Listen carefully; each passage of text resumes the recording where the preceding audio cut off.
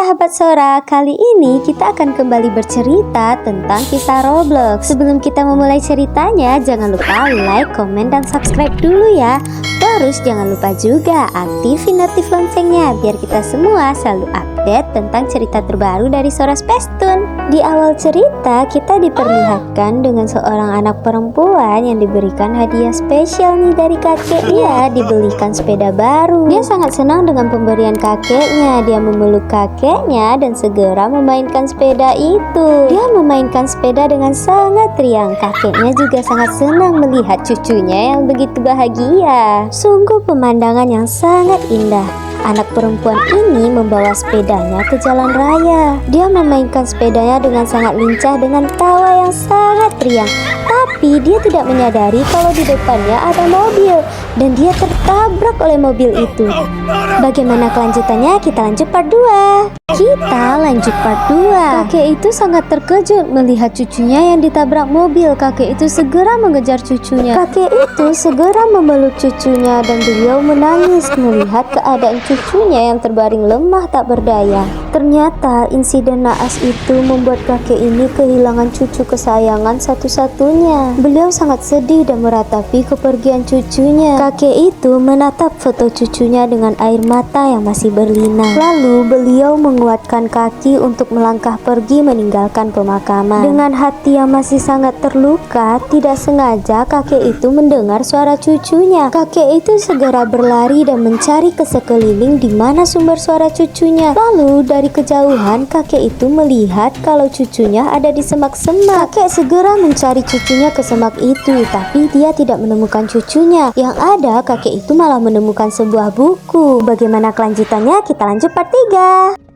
Kita lanjut part 3. Akhirnya kakek itu mengambil dan membawa buku itu pulang. Sesampainya di rumah, kakek itu meletakkan foto cucunya di samping foto anak perempuannya. Dia masih sangat bersedih. Tiba-tiba kakek itu dikejutkan dengan munculnya sebuah suara. Ternyata suara itu berasal dari buku yang ditemukan kakek tadi. Saat kakek membuka buku itu, dia sangat terkejut. Lalu kakek itu malah kembali ke tempat pemakaman umum. Ternyata kakek juga membawa buku yang ditemukannya tadi sore. Kakek nampak sedang menggali-gali tanah, tapi ternyata kakek menggali makam cucu perempuannya yang baru saja meninggal. Lalu kakek mengambil buku tersebut dan membacakan mantra-mantra. Seketika datang angin besar dan petir-petir. Lalu muncul sebuah bola aneh dari atas langit yang fokus ke atas pemakaman cucu kakek tersebut. Apa yang sedang dilakukan kakek ini dan bagaimana kelanjutan ceritanya? Kita lanjut part 4. Buku dan lampu yang udah dipersiapkan kakek itu malah ditarik oleh bola yang aneh tadi. Dengan nafas yang masih ngos-ngosan, kakek itu segera berdiri dan pergi meninggalkan pemakaman umum itu. Kakek itu menangis karena dia merasa upayanya masih sia-sia. Ternyata sebuah tangan yang menyeramkan malah keluar dari pemakaman itu. Mayat cucu kakek tadi itu kembali bangkit dengan bentuk yang sangat menyeramkan. Di saat kakek udah sampai di rumah, dia kembali melihat sebuah sepeda yang terakhir kali dipakai oleh cucunya. Hal tersebut kembali membuat kakek itu bersedih. Di saat kakek itu sedang minum, kakek itu malah dikejutkan dengan suara ketokan pintu. Beliau mencoba mendekati pintu itu, tapi pintu itu seperti dipaksa untuk terbuka. Kakek itu langsung panik dan ketakutan. Kakek segera mencari tempat untuk berlindung. Tiba-tiba ada suara langkah kaki dari atas plafon. Dan kita lanjut part 5. Di saat semua bunyi kegaduhan itu udah gak terdengar lagi, kakek itu keluar dari tempat persembunyiannya. Kakek itu sangat terkejut karena dia melihat sosok cucunya yang sangat menyeramkan. Lalu zombie kecil itu segera menuju ke arah kakek.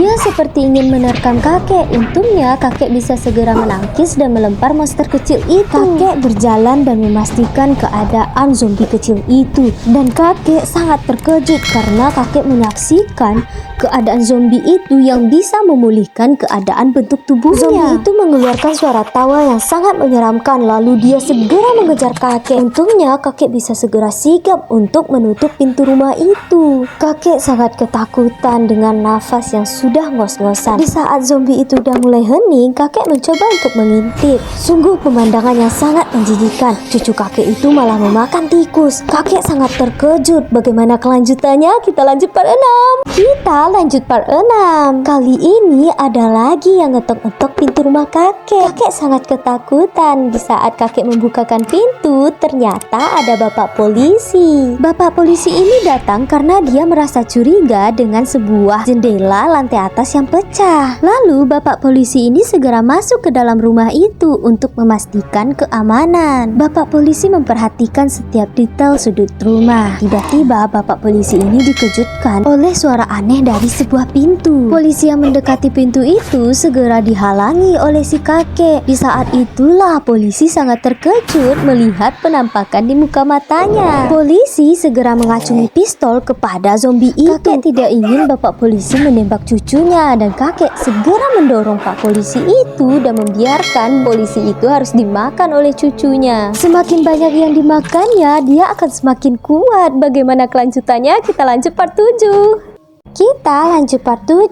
Kakek yang menyaksikan zombie cucunya memakan polisi itu, dia semakin panik dan tidak tahu lagi mau ngapain. Di saat itu, dia melempar-lempari semua barang yang ada di dekatnya. Lalu pandangan kakek itu terhenti pada sebuah dinding yang ada pistolnya. Kakek itu segera mengisi peluru pistol tersebut. Tiba-tiba kakek itu mendengar suara yang cukup berisik lagi. Ternyata dinding garasi itu sudah dihancurkan oleh zombie. Kakek sangat terkejut dengan pemandangan di depannya karena kakek melihat zombie itu sudah memakan satu orang lagi. Kakek mulai mengambil ancang-ancang untuk menembak zombie itu. Zombie itu seketika juga langsung mengejar kakek. Zombie itu terus berlari menuju ke arah kakek. Di saat kakek sudah mulai memfokuskan pandangannya, kakek malah teralihkan dengan pemandangan cucunya di masa lalu. Saat itu juga kakek langsung diterkam oleh zombie itu. Apakah kakek akan jadi korban selanjutnya? Kita lanjut part